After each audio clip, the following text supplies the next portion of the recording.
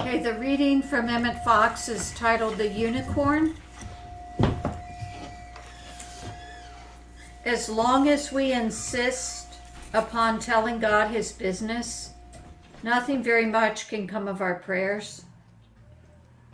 The ox, the mule, the donkey will obediently pull your plow and your cart and take them where you want to go, but you have to know where that is and how to get there.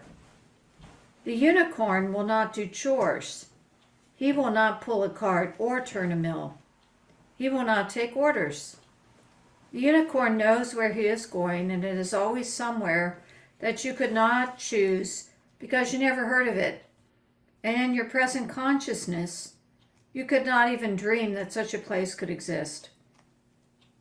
Nevertheless, there are such places, and the unicorn knows them and is not interested in anything else.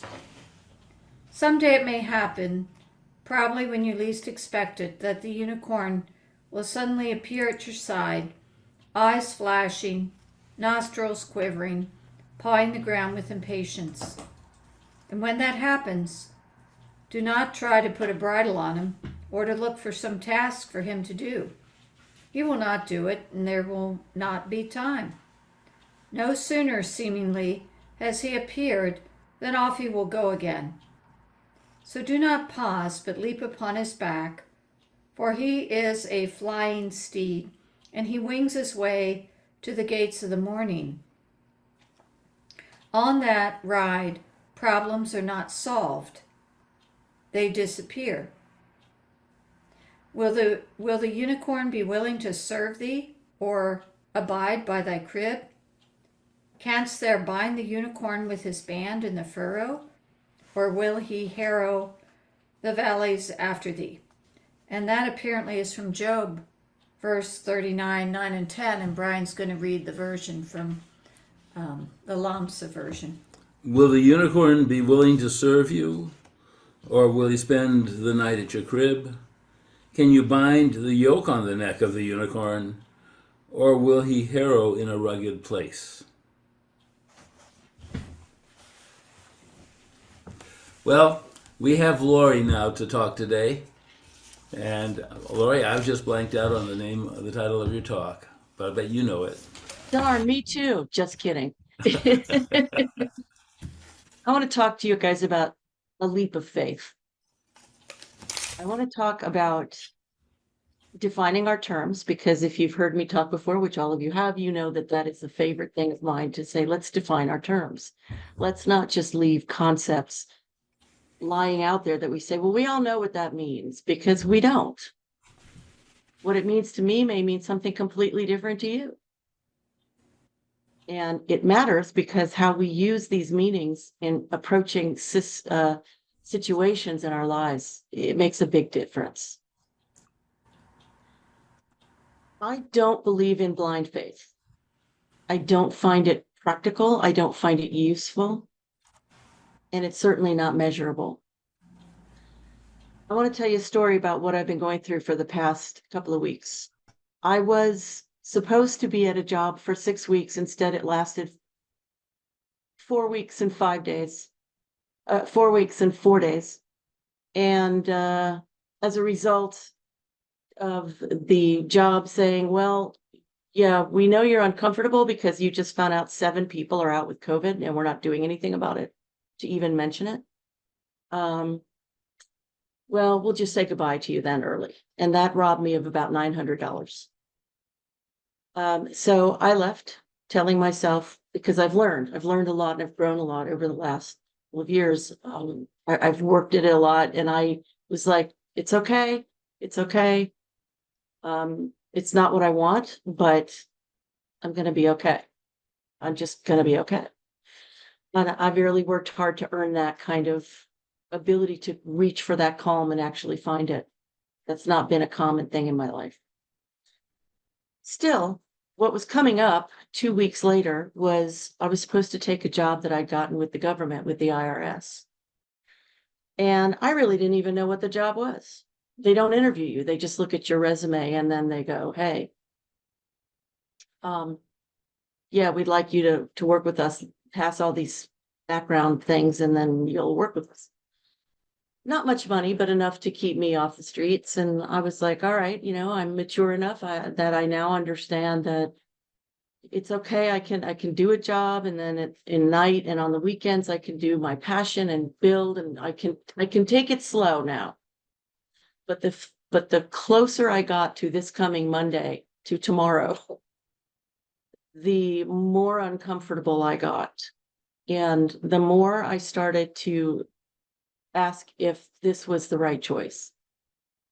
The problem was I didn't have anything to base my choice on, not something that felt satisfying. I could take the job and have money. Not a lot of it, but some money. And be miserable, because I have had a taste over the last 3-4 months of what it's like to actually literally grow my business, to actually have clients, to be so excited about the LinkedIn events that I'm creating, and how I'm coming away from this idea as an entrepreneur that I have to put money first. No, you have to put it way at the back of the line. You have to put your passion first. And I've been learning how to step into this and not be afraid to step into this, and how to enjoy being in this with other people who are doing exactly the same thing. And I have a community, and I'm like, oh my God, all I want to do is work on my business now, because I'm seeing forward movement. But then I said, yeah, but you don't have any money. Like, you don't have a lot of money coming in from that. Like, maybe a couple $100, maybe. Or maybe like 400 a month or something like that. Yeah, it's not enough. So back and forth, back and forth, back and forth in my head. And I knew what I was looking for. Fortunately, I knew what I was looking for was clarity. I wanted to know what I could have faith in, so that my decision, whatever my decision was, would be based on something I would feel good about.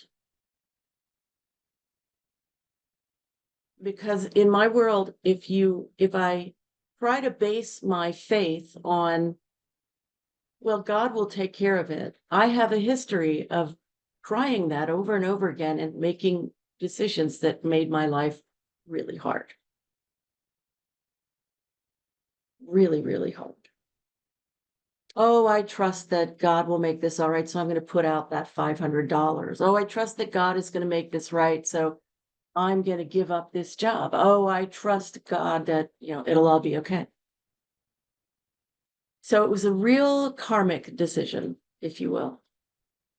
What is the leap of faith? That was the question. Is the leap of faith to take the job and trust that everything will be okay, and my passion will still move forward, and I will still find a way to be in touch with this community that meets in the mornings when I would be sitting in an IRS building in Covington, Kentucky, answering phones?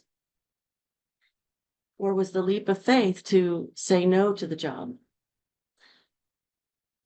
It seems to me whenever there's a leap of faith situation where you have to make a choice, fear is present, and it invites you to answer the question, how much are you going to listen to me?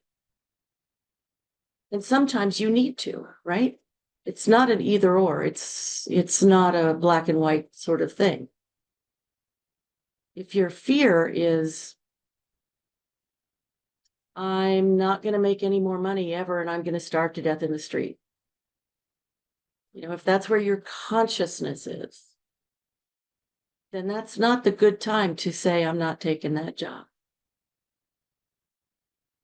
Because you will then be, and I speak from experience, living in that fear, in that terror of, oh, Jesus, I just let go of the only shred of certainty and security in my entire universe. And instead of moving forward, you sit down, get depressed, get panicked, and do nothing. Because you can't. You've been hijacked by your amygdala, by the fight or flight, and you can't think. So when it comes to a leap of faith, you have to know that you are coming from a place where you feel steady and there are options, and that you know what the risk is and you can measure it in some way. So I talked to people, I talked to myself, I talked to my therapist. And it was talking to my therapist that really helped. Because what she said to me was, she said, "Do you remember, Lori, how you said to me like 6 months ago that you had had a breakthrough in realizing that being retired is actually a state of mind. It's a state of emotional setting." I went, "Yeah, I do. I love that." And I said, "And it's true. I feel like if we can all embrace that, then suddenly we could let go of what we're supposed to do in terms of thinking that that's all we have. And we can instead go, the world is my oyster. Now I get to do whatever I want to do." That mindset allows for greater options, greater vision, less stuckness in there's one thing I can do. And because it's all I can see, that's all there is.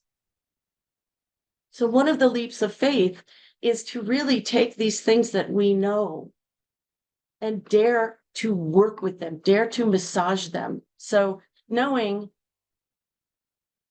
6, 7 days ago, knowing that the only way I can get money is through a job. It's the only way, like a traditional job. It's the only way I can get money. 4 days ago, I had an epiphany that abundance can come to me in any number of ways. And I didn't have the epiphany here. It's not about thoughts. We have to unkink the thoughts. Yes, absolutely. But this is like that click when your consciousness opens the door and you don't just get it, you get it. You own it. That is when the door opens to, can you take a leap of faith? What part of your journey in this moment, at this time, in this day, can you apply to this new knowing so that you can move into this bigger self that your consciousness has just become?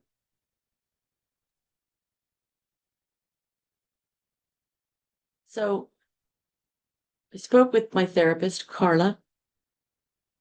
She said, "Do you remember?" I said, "Yes." She said, "I just want to remind you that you are retired." And I went, "You're right. Thank you. I forgot. I forgot." And she also said, she said, "It just seems to me like you've already made the decision." And I said, "Yeah, I keep making the decision not to do the job. And then I get scared because it was a decision between believing in the reality in front of me or believing in what I have come to understand is 100,000% true, which is that how we feel, thank you, Lori, that what we feel is what really creates, leads our life." Now, I could not have made the decision not to do that job at any other time in my life successfully, but right now. And when I say successfully, I don't mean that I have had a check of $1 million land in my lap. What I mean is, there are things happening that after I decided not to take the job, I then was given, well, in traditional terms, we'd call it a test. I got a call from Robert Half Placement Service. And they said, "Would you like to be throw your hat in the ring for 2 jobs that are temp to perm?" They're 40 freaking minutes away from me. So, no, ugh. But they also pay $4 more an hour than any job I've ever been offered or ever done for them. I didn't know they went that high for executive administrative. It was a real shift. It was a real like, oh wow. I said, yes. Yes, put me in for that. And then I got notified also that my application to the state of Ohio to be considered a certified woman-owned business, which means I'll be able to apply for grants and for loans, even 0% loans, is going through. I've been submitted. We'll see, it'll take a little time for them to say yes, but that's moving forward. I also called a free Ohio Hamilton County business that supports people in getting their businesses off the ground. And I'm meeting with them next week. I'm meeting with the executive director next week to get things together to start it. It's like things are moving. Things are moving. I've got my second course up on the platform that I'm on. And people are starting to, I've got a bunch of people who've downloaded my course about depression and healing from that and how energy works. And now I've got one called The Beginner's Guide to Self-Confidence. I'm beginning, I keep, everything is moving forward, just not yet financially. But I also am incredibly talented, and I'm talking to a woman tomorrow who goes and teaches C-suite executives how to be public speakers and how to be better communicators. And I'm seeing that I can step into that. So, do I leave that job to the side? Absolutely. But it's not a given. I think leaps of faith really, really need to be taken when we are basing it in something that is based within ourselves. What Mother said years ago, and I bought the little greeting card that the saying was on because I didn't understand it, but I loved it. And for decades, I did not understand it, but I loved it. And it says, real faith is the faith in one's own self. And I said, how the heck does that align with having faith in my divinity or with any divinity? Faith in myself? Because at the time, there wasn't much of a person home. So it's like, what do you mean have faith in myself? Have faith in this flawed, crazy person? What? How? What? What I've learned about leaps of faith is that they are based in what we know of ourselves. They're not based in blind faith. They're not based in stories that we make up. Like if I make a bad decision, I don't know it's a bad decision, but it's a bad decision. And then I have the fallout. And then I make up the story that God wanted me to learn something from this. God didn't care if I learned anything. God loves me. God's not sitting there judging whether I'm a good student or not. That's not God's purpose. God's purpose is to love us, to shine that light always, to be giving to us in such abundance that we can't even imagine. We can't even scratch the surface, like we're trying to learn how to scratch the surface. So what is it that you know? What is it that you know that you say, God, I believe in this thing? I personally, me, this one woman, this one man, what is it that I truly has been like a sword for me as I've moved forward in my life, but I haven't been able to sort of wield the sword in terms of cutting away the things that don't serve me, the actions that aren't as close as I can get in this moment or this day or this week to following, to letting my life breathe as part of that belief. If I believe, for instance, that God is all abundance and all love, then what need do I have to try to be worthy of something that's already being given? Worthiness has nothing to do with it.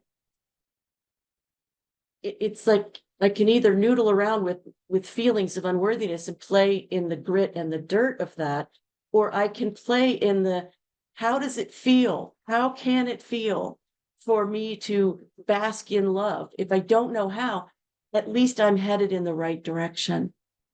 At least my leap of faith is that love is there. I have felt this to be true my whole life. And so I'm going to let myself bask in that instead of worry about pushing out the dark. So that is a leap of faith. And leap is such a fiery word. Can we take like a one step of faith? I just think that's easier. When I hear leap of faith, I think I have to like jump across the Grand Canyon.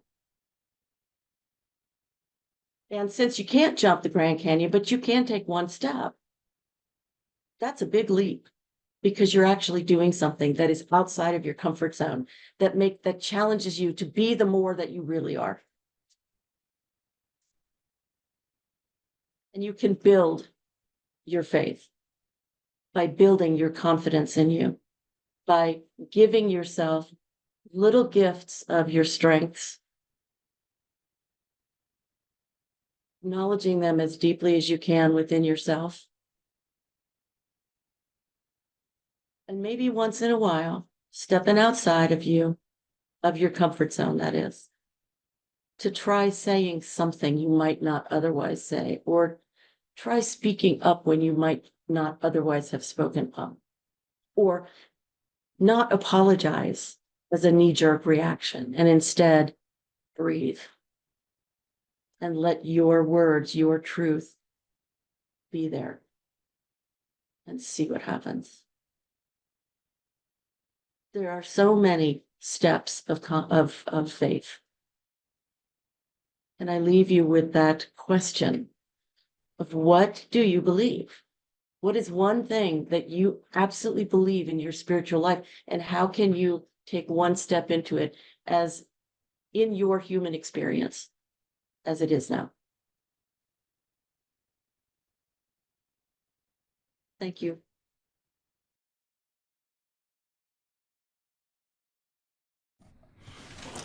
Thank you, Lori. Thoughts, contributions from anyone?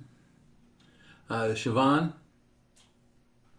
And then Karen. and then Karen. Siobhan is applauding for me. Thank you, Oh, Siobhan. is that applauding? Oh, I'm sorry. I thought that But was. if she has something to say, Go ahead if you have something, Siobhan. I'm sorry, it was an applause. But I just want to say that congratulations into your revelation, because everything that you said really hit home. Um, and it made me think of how many choices I have made based off of fear and where where I've ended up, and they haven't been the best results at all, by moving in fear. And so that was such a revelation, and a topic that I was having with myself today. So thank you for your wise words, and they really hit home. Thank you. Thank you, Siobhan. Siobhan, if I Karen, can support you in any way, let me know. I'll put my email in the chat. Okay, hon? I appreciate that. Thank you. My pleasure. Karen W. I understand that God gives us all gifts and we all receive different gifts. And it's kind of following your knack in life, what comes easy and natural to you and what feels good and that you thrive at is what you probably should follow, whatever that might be for you. There's risk to everything in life, and there's no guarantees in life at all. And so you just take the risk sometimes of what you think might go well. But again, there's no guarantees, and there is a little bit of fear, but you go for it to follow maybe your dream. Otherwise, the real person who's the failure is the one who's never followed any of their dreams. Although there might be some holdbacks, but where there's a will, there's a way, and you'll find some way to accomplish it or get started in it. You know, I went into my business for myself, and of course I had some fear, but I seeked out some people who I could take some direction from so that I could minimize my failure more. And so it's keeping to thrive, keeping on the market, what will produce more marketing ability. One of the things I'm doing is for myself is making myself more marketable. And I've attended it all summer, increasing trauma response with firefighters and policemen to become a certified trauma specialist.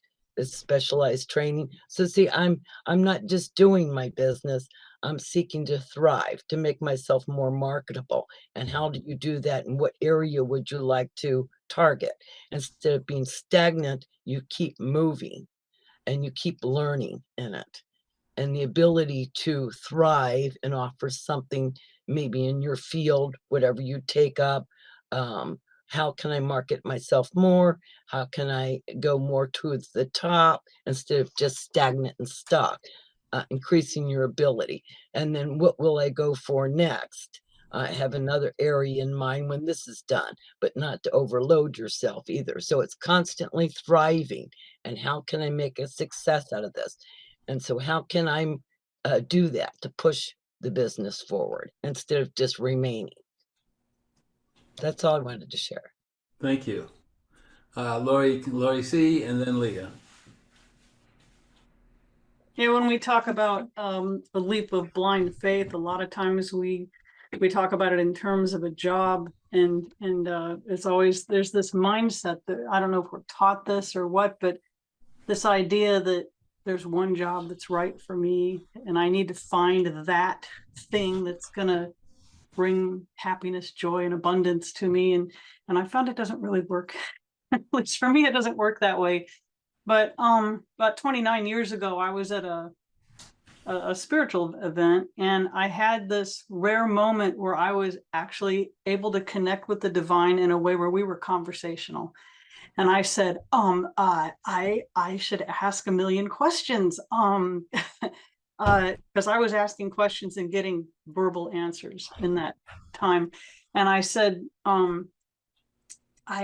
did I choose the right career path? Was I really supposed to do this? And the answer I got was, it doesn't matter what you do. You go down the path you want to do, but whatever you do, choose to do it with dedication, honesty, integrity, grace, and service, and you'll be fine. Do whatever you do for the right reason. If you're going to be the person who drives the garbage truck, be the best trash truck driver you can be. And if you're a teacher, be the best teacher. And whatever you do, it's, as long as you leave ego out of it, it'll be okay, because that's what it's all about. It's not about finding the thing that pays the bills, but if you do it for the right reasons, then you'll hopefully naturally grow into the next thing that you need to grow into. And I'm still trying to figure out how to do it. Thank you. So, Leah, did you have something to say, or were you just, go ahead? I was just saying, okay, because I liked what Karen W. had to say. That really resonated with me. And the job thing, if I got bored or if it wasn't going, the way I felt it should be going, I would quit. I didn't have to, I did not worry about where was the next. I never did worry about that. And the different jobs I had, just hodgepodge jobs. And I've learned, like with you, Lori K, you were talking about that job that you didn't feel comfortable for. And I'm sitting here thinking, ooh, I wonder what that was about. Ooh, I might do, was thinking, well, why not do it and find out what it's about and everything. But that was me. And there's no right now at this moment, no, and everything. But when you said how you said no to it, because it kept making you more uncomfortable thinking about it. And then all of a sudden the other jobs popped up. It's like, that's why, Leah, that's why you do what you do. Whatever pops up. It's just my curiosity. I would have probably still gone ahead and did it just to see what it's like. And I've had it where, yeah, I mean, I kept the job because I kept thinking they were going to fire me because I sucked at it. and I ended up having to quit. And I've also been fired too, big whoopee doopie. But I've also had other jobs. At one time, I went on Craigslist, and they had all these different, unique jobs, and it's like, wow. Ooh, what about that? What about that? I wouldn't be able to do that, but wouldn't that be neat? And this and that. And that's how I found myself being a flagger. And a flagger, if people don't realize, is somebody that stands out in the middle of the road saying stop, slow, whatever. I was 61 years old thinking, ooh, wouldn't that be neat to do that? And the guy I interviewed with says, oh, no, you wouldn't work out for that because blah, blah, blah, blah. Okay, fine. And next thing I know, I get a phone call. Oh, we liked what you applied. You're hired. Oh, okay. Yeah, I Go have a ahead, Laura. question for you. Uh-huh. Did you consider those leaps of faith? They probably were, but I never looked at them that way. I just felt that God's going to take care of it. So I guess it was a leap of faith. I just didn't give it a name. To me, it was just, let me try it. Let me see what happens. And I lasted maybe about 9 months on the flagger job and this and that. And, so I enjoyed the parts. Of course, Lee has always been a little different anyway. And everything. You're not supposed to do this. Yeah, well, let me do it anyway. And so I guess it was leap of faith. A lot of that was a lot of it. Well, quitting jobs and not knowing what's going to happen. That is a leap of faith. Um, where are you going to live? I don't know. What you going to do there? I don't know. And you just do it. And you trust. And I have had it where I did have a friend, and she did hear me say, she had a porch over a river thing in North Carolina. And she did hear me saying, okay, God, I don't know how this is going to work. You figure it out for me. I quit. And so that in itself, I was verbally saying this to him. And that's another way of doing a leap of faith. It's just literally saying, whatever, you know more than I do. I quit. But it doesn't mean I quit living. It just meant I quit trying to make it happen. Thank you. Thank And I you. know Susie's got her hand up. Yeah, And I and think Lori R Lori does too. R. So Lori R and then Susie. Lori, thank you. That was beautiful. And Karen, I loved what you had to say as well. One of my favorite quotes is from Neil Donald Walsh, and he says, life begins at the end of your comfort zone. I used to, in my Christian walk, take a blind leap of faith often. Sometimes it worked out, sometimes it didn't work out. Coming into the metaphysical, I'm visioning from a whole different perspective. Instead of using the term blind faith, I now think along the terms of Michael Beckwith's visioning. I believe that everything that we are supposed to do comes from the desires of our own heart. There are things that we have, there is passion, there's compassion for different areas of life, whether it's being a computer whiz, whether it's being a counselor, whether it's being a front office person that brings such a wonderful attitude to a doctor's office that helps cancer patients every day they come in. There are so many jobs that people minimize that they can completely turn an office around if they'll just see what they do from a heart full of compassion and passion. So I no longer step out in that blind faith anymore. I vision and I ask and I seek, and the answers come to me now, where before it really was blind faith. I would get some direction, but not enough of it all the time to make the right decision. Still got through it. But now that I'm visioning instead, and I can actually see these things coming about, it has just changed my life. Thank you. Susie is next, I believe. Hi. Um, Wow. Lori and I yesterday had a very long and intriguing conversation about so many different things. And it was really helpful and enlightening to me. One of the things she got me to do was look at where I was sitting, and if you get out of your comfort zone and take that leap of faith, things will open, and things started opening for me in that conversation. Really, it took confidence, it took clarity. I have been so afraid to go look at those things that started to open up yesterday for me. I was afraid they were gone. I was afraid I had lost them forever.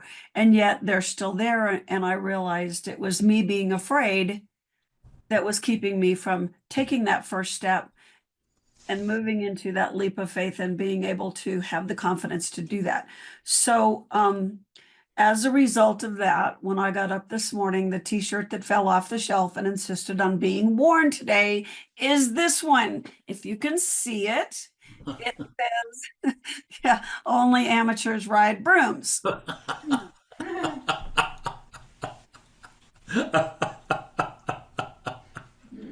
Thank you. You're welcome. God communicates in wondrous ways, eh? This one got me on a horse a long time ago when I had not been able to ride for a while. This is the shirt that I bought at the time that got me. Yeah, you just got to get back on a horse. And I'm back riding my horse again after another break. But anyway, it's yeah. I don't know why. I don't. Yeah. Okay, we got it. Okay. Thank you. Anybody else with something? Yes, Phyllis. Yeah, I'm going back. My mind keeps going back to the Emmett Fox reading about the unicorn and how that the message for me there was how stepping out. And I know I've done visioning, and one thing I remember doing years ago in my 20s was visualizing my career as a Montessori teacher and having being at the place where I taught for 27 years. Well, I retired 2 years ago after 30 some years. And I keep reflecting on the fact that that was a gift to me, was finding work that I really loved and enjoyed, was the Montessori method and working with children. And that was a blessing in my life. But the idea of the unicorn here is jumping in my face as to and I believe in all, in the visioning. I believe in prayer. I believe in stepping out at, at different points and moving into things and trying things. But the message here is that sometimes what happens is when we keep moving forward, and as Lori says, Lori C. was saying about, God's love is there, and what Lori K. Said also, they're with us, in whatever way we go, but we cannot imagine what He has in store for us. And there are many things that happen that we could never know unless we just keep moving forward, whether it be however you want to say it, in a leap of faith or stepping out a little bit at a time, but just having faith that, as we move forward. But there are lots of blessings along the line that we could never imagine. And I think that's how the unicorn fits in, because he's imaginative. And where he would take us, we can't even visualize, So things can open up for us. And I think that was expressed well by a number of people tonight. And I thank you, Lori K., I just want to say for, opening your heart and your soul to share your journey with us. I appreciate it, and the things that you're learning. I want to read. Ellie has one thing too. Ellie, go ahead. Thank you for your talk, Lori, and I really enjoyed what Karen had to say. And the one thing about belief is you do things, at least from what I've seen, you do things according to your understanding of the divine. Yeah. Abraham has been the only person that was asked to give his son. But his relationship with the divine was a lot different than Joseph or Daniel or Sarah or Hava. So I believe that we go through things to perfect our belief or faith. I mean, scripture says faith is belief is a substance hoped for, the evidence of things not seen. So I don't look at it as blind faith. You do certain things that you know to do, and the rest you can leave to the divine.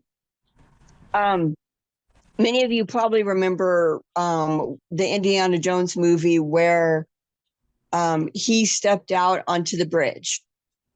You know, he relied on some of his knowledge, but the rest he was like, you know what? I'm just going to do it. I'm just going to step out, as you were explaining, Philip.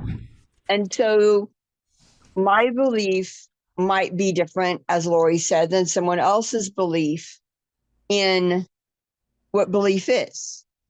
Because belief, the word belief and faith are interchangeable. So I've learned that having belief in something, or belief is a way of life in something, you know, can grow. And depending on our backgrounds, most of us came from a box and now we're expanding out of that box. Blind faith is staying within that box, within those confines of what you were taught. Oh, I can't do this because. Faith or belief is being able to step out and said, you know, I really don't know how this is going to work out, as Leah was expressing, but it's going to work out. So good talk, good comments. I really enjoyed it. Thank you. Thank you. I was thinking where Emmett Fox says, do not pause, but leap upon the unicorn's back, for he is a flying steed, and he wings his way to the gates of the morning.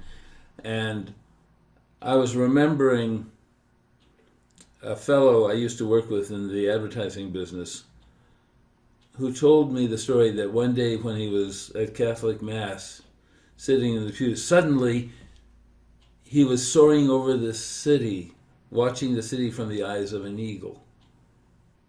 And as he told me, he said, I decided I wanted nothing to do with that, and I told God to put me back in my body. So he walked away from the unicorn. And we all have that option. Those of us in this community, I think, tend to go the other way and say, okay, here's the steed. I guess I better figure out where we're going and then enjoy the ride. And it does take faith.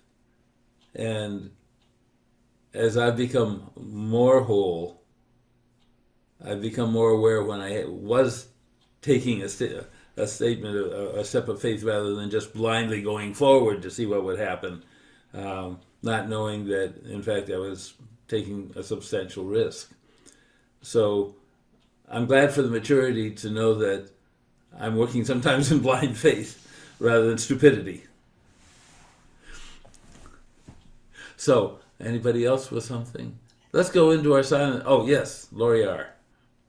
I wanted to add, while you were saying that, I got the analogy of gardening. You know, our life is kind of like a garden. We can have faith, we can vision, we can believe, we can trust, and we plant that seed. But that seed doesn't always just sprout up nice and easy and beautiful, and nothing else has to happen. Sometimes there's brambles in the way, there's weeds in the way, there's feeding that has to take place, there's watering that has to take place, and every part of our journey is not always pleasant. But we learn from our mistakes and we learn from the choices we make so that hopefully the next time we might be able to have a little bit smoother path in life. But we can't always expect everything to come smoothly as well. Yeah. Certainly, I've seen miracles where there was no evidence it was a miracle until it happened because of all the bumps in the road and the curly cues and so forth. And yet, for the divine, that was probably the straight line. We just can't see it from our vantage point. Let's move into our silence, folks. Thank you, dear God, for having brought this community together again today.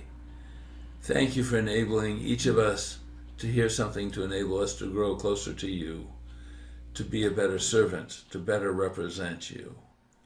Thank you for the healings you've delivered to each of us, for the gifts you've delivered and are planning to deliver, working to deliver even now. Thank you for guiding our feet as we walk from here to be in your service and to joy in you. And thank you for guiding us back here next week or as soon as possible so we can worship together, love together, share together. We give you full glory and gratitude for all the good that comes into our lives, for all the healing that comes into our lives. We give you full gratitude for putting us to work in your plan for this existence. We say thank you, dear God. Thank you, thank you, and amen. Amen.